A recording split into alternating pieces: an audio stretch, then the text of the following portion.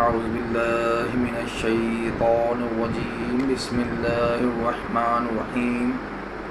سورۃ البقرہ آیت نمبر 274 سے الذین ينفقون اموالهم باللیل والنہار، وہ لوگ جو اپنے اموال رات اور دن چھپے اور کھلے خرچ کرتے ہیں، سو ان کے لیے ان کا اجر ان کے رب کے پاس ہے، اور ان پر نہ کوئی خوف ہے اور نہ وہ غمگین ہوں گے۔ وہ لوگ جو سود کھاتے ہیں کھڑے نہیں ہوں گے مگر جیسے وہ شخص کھڑا ہوتا ہے جسے شیطان نے چھو کر خپتی بنا دیا ہو، یہ اس لیے کہ انہوں نے کہا بے یعنی تجارت تو سود ہی کی طرح ہے، حالانکہ اللہ نے تجارت کو حلال کیا اور سود کو حرام کیا۔ پھر جس کے پاس اس کے رب کی طرف سے کوئی نصیحت آئے بس وہ باز آ جائے، تو جو پہلے ہو چکا وہ اسی کا ہے اور اس کا معاملہ اللہ کے سپرد ہے، اور جو دوبارہ ایسا کرے تو وہی آگ والے ہیں، وہ اس میں ہمیشہ رہیں گے۔ تو یہاں پہلے اللہ نے صدقات کے متعلق آیات میں بیان کیا، یہاں سود کے متعلق بیان کیا گیا ہے۔ اللہ تعالیٰ نے سود کو حرام قرار دیا ہے، سود کے اوپر قرض لینا بھی حرام ہے۔ موجودہ جو آج ہمارا بینکنگ نظام ہے، کوئی کچھ بھی کہے، یہ سود پہ مبنی ہے۔ اس میں سیونگ اکاؤنٹ، وہ جو پی ایس ایل وغیرہ ہوتے ہیں اور پی ایل ایس وغیرہ، وہ تو واضح سود ہے، اور کچھ لوگ کرنٹ اکاؤنٹ کو بھی سود نہیں سمجھتے، حالانکہ ہم جب حدیث پڑھیں گے تو اس میں وضاحت ہو جائے گی کہ سود لینے والا، دینے والا، اس کا لکھنے والا، اس کا گواہ۔ اب ہم گواہ تو ہیں نا اس بات کہ ہمیں معلوم ہے کہ ہم جس بینک میں پیسے رکھواتے ہیں وہ ہمارے پیسے، وہی ہمارے پیسے جس کو ہم کرنٹ اکاؤنٹ کہتے ہیں، ہم تو نہیں لے رہے، لیکن وہی ہمارے پیسے آگے وہ بینک سود پہ دیتا ہے۔ یعنی میں مٹیریل مہیا کر رہا ہوں شراب بننے کا، حرام کسی کام کا، تو وہ میں کہوں کہ جی یہ میں تو صرف مٹیریل دیتا ہوں، یعنی سود کے لیے میں ایک بہت بڑا ذریعہ ہوں جو اپنے پیسے کرنٹ اکاؤنٹ میں بینک میں رکھوا رہا ہوں، جس کو وہ آگے سود پہ دیتا ہے اور میں جانتا ہوں۔ تو اس لحاظ سے وہ بھی جو ہے وہ صحیح نہیں ہے۔ بہت کوئی مجبوری ہو، آپ نے کوئی رقم ٹرانسفر کرنی ہے اور کوئی سمجھ نہیں آ رہی، تو انتہائی مجبوری کی حالت میں میں اس کی بھی سمجھتا ہوں کہ نبی کریم صلی اللہ علیہ وسلم نے فرمایا حلال بھی واضح ہے اور حرام بھی واضح ہے، اور کچھ ان کے درمیان کی چیزیں ہیں، اور جو اس درمیان والی چیزوں سے بھی بچ گیا وہ اپنے دین کو بچا گیا۔ تو اس سے اب آپ باقی خود دیکھ لیجئے، یہ جو جتنے بیمہ، انشورنس، انعامی بانڈ، یہ سب سود اور جوئے کا مرکبہ ہے، اس کو کوئی بھی نام دے دیں، اور یہ اسلامی بینکاری اور یہ اور وہ، جب آپ اس کی ڈیپتھ میں جائیں گے، اندر جائیں گے، تو وہ سود ہی ہے۔ اب دیکھیے اتنی میں تائید یا اتنی وعید کیوں آپ کو بتا رہا ہوں، ریزن یہ ہے کہ ہم حدیث پڑھتے ہیں،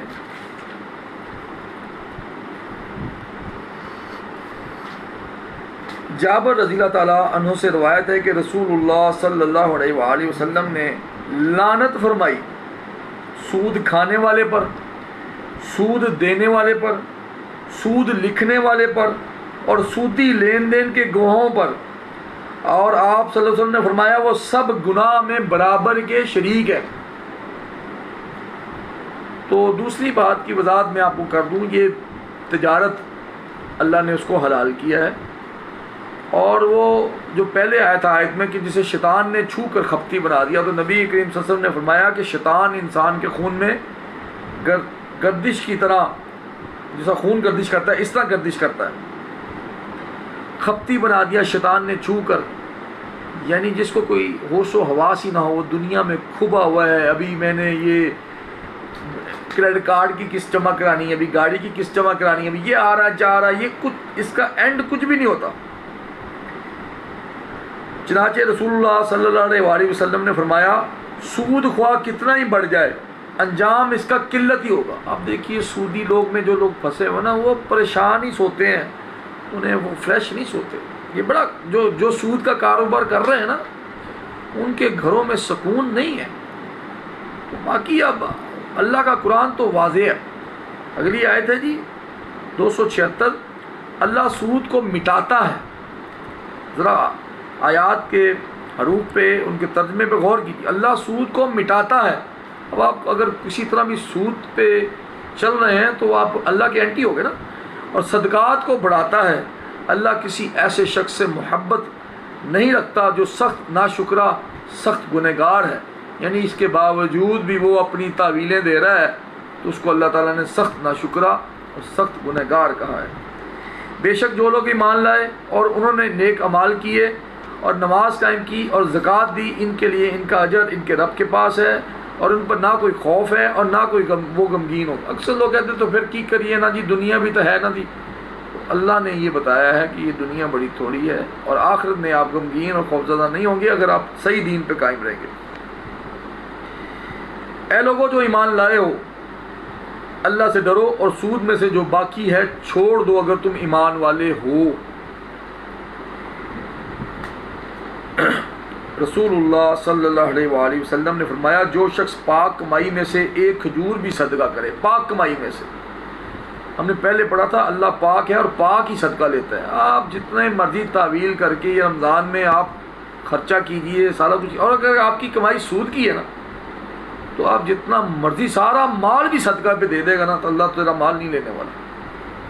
اگر تیری کمائی میں سود شامل ہے، سارا مال تو بانٹ دے، صبح شام کھانا کھلا، تیرے کام میں اگر سود ہے، زیادتی ہے، تو سوچ لے تیرے کسی کام نہیں آئے گا. وہ دنیا میں تیرا نام ہو جائے گا، آخرت میں اس کو اللہ اس کی طرف دیکھے گا بھی. اللہ تعالیٰ پاک مال ہی قبول کرتا ہے تو اللہ تعالیٰ اسے اپنے دائیں ہاتھ سے قبول فرماتا ہے ایک کھجور کو، پھر اسے صدقہ کرنے والے کے لیے اس طرح پالتا پوستا ہے جس طرح تم میں سے کوئی اپنی گھوڑی کے بچے کی پرورش کرتا ہے، حتیٰ کہ وہ صدقہ بڑھ کر پہاڑ کی طرح ہوتا ہے. ایسا صدقہ جو پاک کمائی سے ہے، جس میں سود کی کسی طرح بھی آمیزش نہیں ہے. وہ بھائیوں سوچو، بہت سارے لوگ جی بینک میں ہم کام کرتے ہیں، یہ وہ، اب کیا کریں؟ وہ آپ نے جو کرنا ہے وہ آپ سوچیں. اللہ کے رسول نے تو اس سے اگلی آیت اس سے بھی سخت ہے. اور اگر قرآن میں مانتے ہو، اللہ تعالیٰ نے بار بار کہا کہ اگر تم مومن ہو تو باقی دنیا دار تو پھر سارے ہی کام کر رہے ہیں. اگلی آیت کو یاد کر لیجئے، 279 سورہ بقرہ. بتاتے بھی رہنا، یاد بھی رکھنا. پھر اگر تم نے یہ نہ کیا، یعنی سود نہ چھوڑا، تو اللہ اور اس کے رسول کی طرف سے بڑی اعلان، جنگ کا اعلان ہے. پھر اگر تم نے یہ نہ کیا تو اللہ اور اس کے رسول کی طرف سے بڑی جنگ کے اعلان سے آگاہ ہو جاؤ، اور اگر توبہ کر لو تو تمہارے لیے تمہارے اصل مال ہیں، نہ تم ظلم کرو گے اور نہ تم پر ظلم کیا جائے گا. پھر پڑھتا ہوں، اگر پھر تم نے یہ نہ کیا یعنی سود سے باز نہ آئے تو اللہ اور اس کے رسول کی طرف سے بڑی جنگ کے اعلان سے آگاہ ہو جاؤ. دشمن ہو تم جو سود میں کھبے ہو. جو بینک سے پی ایس ایل اکاؤنٹ کھولتا ہے وہ جو مرضی نام لے، صبح شام کلمہ شہادت پڑھے، اللہ اور اللہ کے رسول کا دشمن ہے. اور اگر توبہ کر لو تو تمہارے لیے تمہارے اصل مال ہیں، اور نہ تم ظلم کرو گے اور نہ تم پر ظلم کیا جائے گا.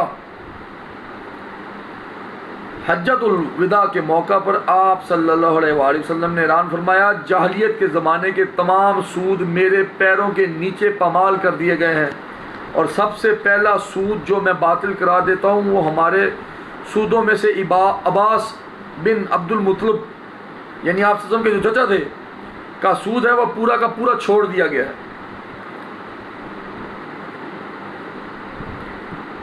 تو سود آپ اس کو کوئی نام دے دیں، پروفٹ، اسلامی بینکاری، فلاں، دل جانتا ہے یہ سود ہے.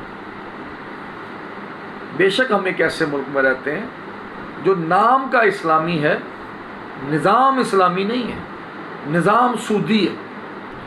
جو مرضی کرنے ہیں آپ، جو اس نظام کے بانی ہیں، جو اس نظام پہ کھڑے ہیں، ان میں سوال کا، انہیں اپنے اس عمل کا جواب تو اللہ کے ہاں کھڑے ہو کے دینا پڑے گا کہ وہ سودی نظام چلا رہے تھے، اس کے اوپر حکمرانی کر رہے تھے، وہ دن رات بانٹے ہیں، وہ دن رات ان کے منہ پہ اللہ کا نام نکلے لیکن اگر وہ سود میں انوالومنٹ ہے نا تو وہ نہیں بچنے والے.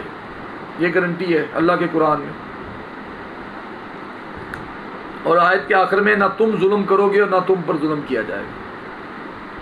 یعنی اگر تم نے سود نہیں چھوڑا اور سود لینا نہیں چھوڑا تو تم ظلم کر رہے ہو, اور آخرت میں پھر اللہ بھی اسی طرح حساب لے گا. اور اگر کوئی تنگی والا ہو تو آسانی تک مہلت دینا لازم ہے, اور یہ بات کہ صدقہ کر دو تمہارے لیے بہتر ہے اگر تم جانتے ہو.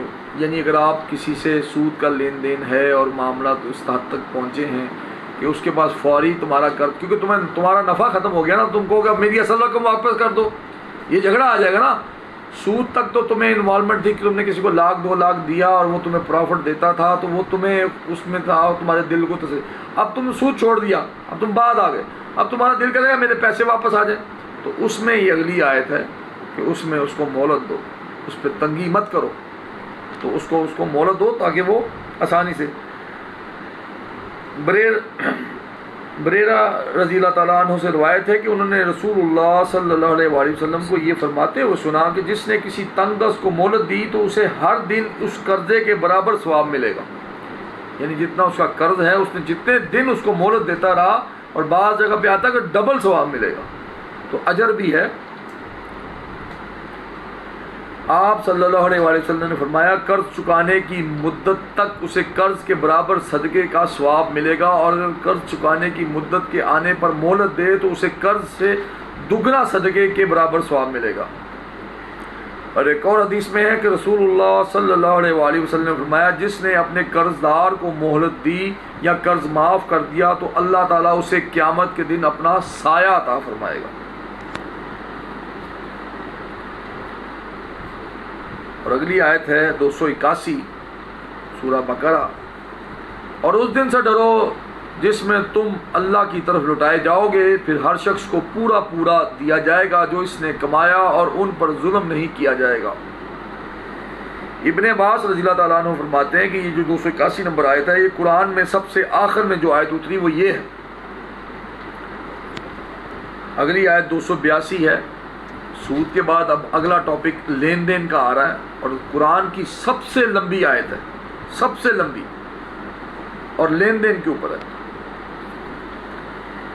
اے لوگو جو ایمان لائے ہو, جب آپس میں ایک مقررہ مدت تک قرض کا لین دین کرو تو اسے لکھ لو, اور ایک لکھنے والا تمہارے درمیان انصاف کے ساتھ لکھے, اور کوئی لکھنے والا اس سے انکار نہ کرے کہ لکھے. جب کسی کو لکھنے والے کو, کوئی بندہ لکھنے والے کو کہے کہ آؤ بھی ہماری بات چیت لکھ دے, تو اس کو انکار بھی نہیں کرنا چاہیے, اس سے بھی منع فرمایا گیا. جیسے اللہ نے اسے سکھایا ہے سو اسے لازم ہے کہ وہ لکھ دے, اور وہ شخص لکھوائے جس کے ذمے حق یعنی قرض ہو, یعنی جس نے قرض دینا ہے وہ لکھوائے. یہ اس میں شرائط ہے, غور طلب ہے. جو قرض دے رہا ہے وہ نہ لکھوائے, جو قرض لے رہا ہے وہ لکھوائے. اور اللہ سے ڈرے جو اس کا رب ہے, اور اس میں سے کچھ بھی کم نہ کرے. پھر اگر وہ شخص جس کے ذمے حق یعنی قرض ہے بے سمجھ یا کمزور ہے, یا وہ طاقت نہیں رکھتا کہ خود لکھوائے, تو اس کا ولی انصاف کے ساتھ لکھوائے, یعنی اس کا کوئی ساتھی, اس کا کوئی بڑا انصاف کے ساتھ لکھوائے. اور اپنے مردوں میں سے 2 گواہ بنا لو. ہماری اکثر ڈیلیں جو نا وہ اس میں کوتاہی کرتے ہیں. ہاتھ کے ہاتھ نبی صلی اللہ علیہ وسلم نے فرمایا کوئی اگر ڈیل ہوتی ہے تو ابھی دے رہا ہے, ابھی لے رہا ہے, اس میں بھی لکھ لینا چاہیے, ریکارڈ رہتا ہے. لیکن اس میں گنجائش ہے. لیکن اگر کوئی چیز آپ اس طرح لے رہے ہیں کہ آج میں لے رہا ہوں, کل دوں گا, مہینے بعد دوں گا, پر 2 سال بعد دوں گا, تمہیں اس طرح دوں گا, وہ اس کو لکھے کہ میں اس طرح دوں گا. تو اس میں 2 مرد گواہ. پھر اگر 2 مرد نہ ہوں تو 1 مرد اور 2 عورتیں ان لوگوں میں سے جنہیں تم گواہوں میں سے پسند کرتے ہو, اس لیے کہ دونوں میں سے ایک بھول جائے تو دوسری اس کو یاد دلا دے, اور گواہ جب بلائے جائیں تو انکار نہ کریں. یہ بھی ایک بڑا ٹاپک ہے. اللہ تعالیٰ نے گواہی میں ایک مرد کی گواہی کو 2 عورتوں کی گواہی کے برابر قرار دیا.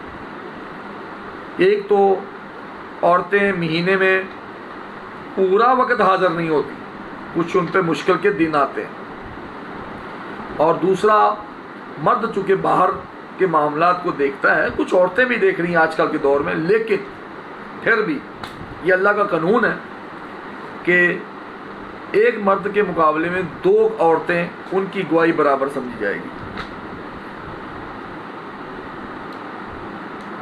اور جب بھی بلائے جائیں انکار نہ کریں، یعنی اگر وہ گواہ ہیں تو جب بھی جس سٹیج پہ بھی ان کو بتایا جائے تو وہ انکار نہ کریں اور اس سے مت اکتاؤ، وہ چھوٹا معاملہ ہو یا بڑا کہ اس کی مدت تک لکھو، یعنی یہ تو چھوٹی سی بات ہے ہم نے نہیں، جب بھی آپ کسی سے قرض کا لین دین یا ادھار کا لین دین اس کو لکھنا لازمی۔ یہ کام اللہ کے نزدیک زیادہ انصاف والا اور شہادت کو زیادہ درست رکھنے والا ہے اور زیادہ قریب ہے کہ تم شک میں نہ پڑو، مگر یہ کہ نقداً سودا ہو، اسی وقت ہے تو پھر گنجائش ہے، جسے تم آپس میں لیتے دیتے رہتے ہو تو تم پر کوئی گناہ نہیں کہ اسے نہ لکھو۔ مثلا آپ گئے ہیں جنرل اسٹور پہ اور آپ نے ایک دودھ کا ڈبہ لیا اور اس کو پیسے دیے ہیں اور دودھ کا ڈبہ لے کے آ گئے ہیں، فوراً نقداً لین دین ہے تو اس کو نہ لکھیں، اس کی گنجائش ہے۔ اور جب آپس میں خرید و فروخت کرو تو گواہ بنا لو اور نہ کسی لکھنے والے کو تکلیف دی جائے اور نہ کسی گواہ کو، اور اگر ایسا کرو گے تو بلا شبہ تم میں پائی جانے والی یہ بہت بڑی نافرمانی ہے، اور اللہ سے ڈرو، اللہ تمہیں سکھاتا ہے اور اللہ ہر چیز کو خوب جاننے والا۔ یہ پوری آیت اللہ تعالیٰ نے، اتنی لمبی آیت خرید و فروخت کے اوپر، اس کو بڑے دھیان سے اپنے سامنے لکھ کے رکھا کریں، پڑھا کریں۔ 282 نمبر آیت یاد رکھیں، سورہ بقرہ کی، خرید و فروخت کے اوپر ہے۔ چنانچہ رسول اللہ صلی اللہ علیہ وسلم جب مدینے آئے تو اہل مدینہ 2 یا 3 سال کے لیے کھجور میں بے سلف کرتے ہیں، تو آپ سے فرمایا جو شخص کسی چیز میں بے سلف کرے وہ مقررہ ماپ تول میں اور مقرر مدت تک کرے، یعنی اس کو لکھ لے، جو ادھار کا لین دین کر رہا ہے وہ اس کو لکھ لے۔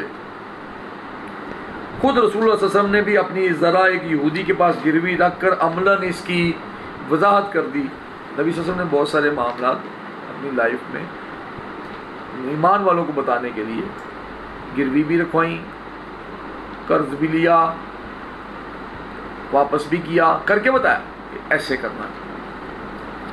اگلی آیت ہے، اور اگر تم سفر پر ہو اور کوئی لکھنے والا نہ پاؤ تو ایسی گروی لازم ہے جو قبضے میں لی گئی ہو، پھر اگر تم میں سے کوئی کسی پر اعتبار کرے تو جس پر اعتبار کیا گیا ہے وہ اپنی امانت ادا کرے اور اللہ سے ڈرے جو اس کا رب ہے، اور شہادت مت چھپاؤ، جو اسے چھپائے گا تو بے شک وہ اس کا دل گنہگار ہے، اور اللہ جو کچھ تم کر رہے ہو اسے خوب جاننے والا ہے۔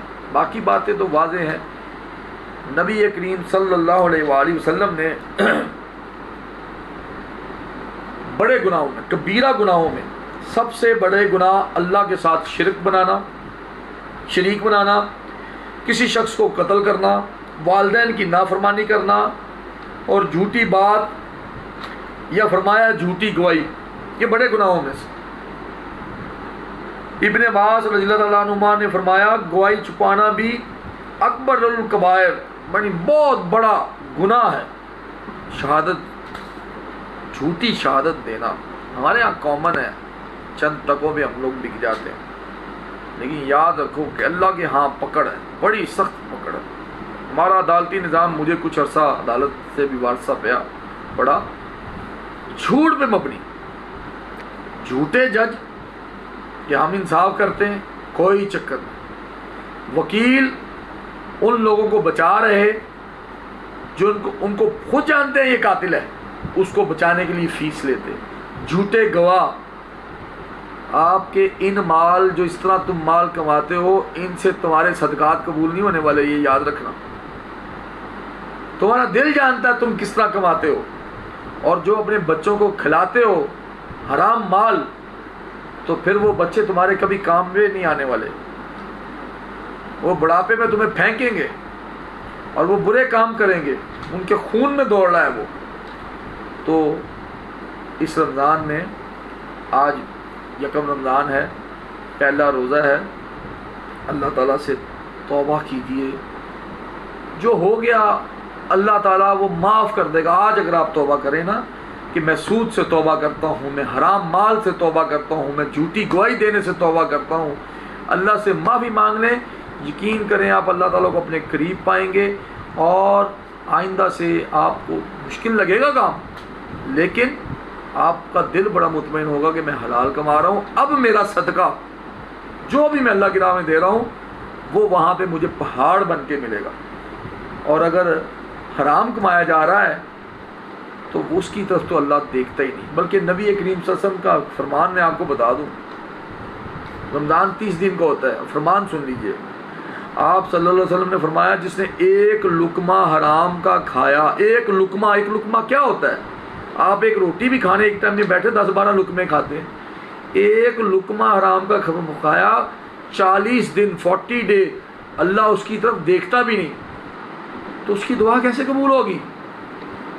نبی کریم صلی اللہ علیہ وسلم کی حدیث ہے کہ ایک آدمی آیا اتنا دنیا کے کام میں کھپا ہوا تھا کہ اس کے بال مٹی سے اٹے ہوئے، چہرہ مٹی پڑی ہوئی، رو رہا، آنکھیں دھول میں ہر وقت، اور ہاتھ اٹھاتا کہتا یا اللہ یا رب یا رب. اللہ ایسے شخص کی دعا کیوں قبول کرے گا؟ اس کا پہننا حرام، اس کا کھانا حرام، اس کا کمانا حرام، تو ایسے شخص کی دعا قبول نہیں ہوگی. اور ایسے شخص کے صدقات بھی قبول نہیں ہوتے، کیونکہ اللہ پاکیزہ پاک رزق میں سے صدقات کو قبول کرتا ہے. تو ہندو بھی تو صدقہ دیتا ہے اپنے لوگوں کو، عیسائی بھی دیتے ہیں، بڑے بڑے ان میں سے ڈونرز ہیں، عیسائی بھی دیتے ہیں، یہودی. اللہ کے ہاں اس کا کوئی مقام نہیں ہے.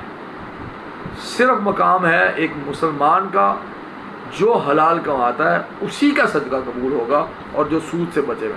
اللہ سے دعا ہے اللہ ہر طرح ہمیں سود سے بچنے کی توفیق عطا فرمائے. ایک بات کی وضاحت کرتا جاؤں، ہمارے جو بجلی کے بل ہیں نا ہم نہیں دیتے تو اس میں جو 200-400 جو وہ بھی سود ہے.